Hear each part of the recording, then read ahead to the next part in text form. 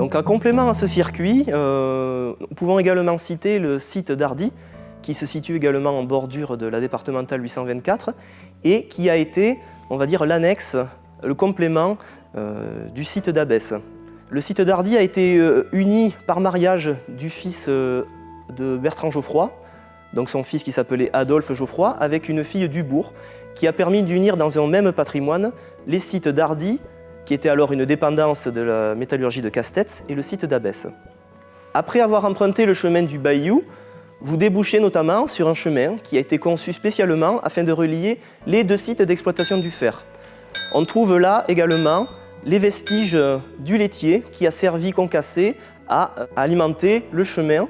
En 1828, M. Dubourg demande l'implantation d'un haut fourneau avec 3 feux d'affinerie, un four à réverbère pour réchauffer et 4 cylindres de fonderie en remplacement d'un moulin à farine. L'activité bat alors son plein jusqu'en 1890. Michel, je te laisse donc le soin de dresser l'inventaire du riche patrimoine matériel et naturel que l'on trouve sur le site d'Hardy et qui témoigne du riche passé industriel connu à l'époque.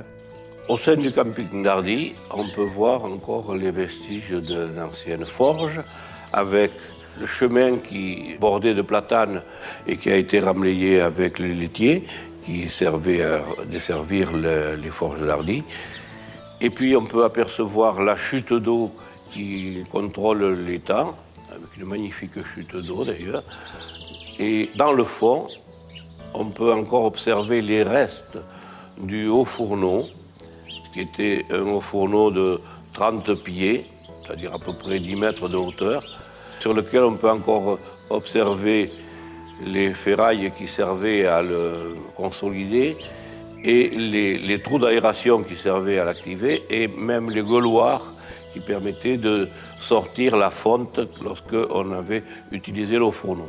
Si vous faites le tour par l'arrière, vous pourrez observer sur le chemin de Maubos les restes de la rampe de remplissage qui servait à alimenter le haut fourneau qui se remplissait par le haut, dans la gueule duquel on déversait le charbon, le minerai et la castine qui était le fondant qui permettait donc la fusion de la fonte.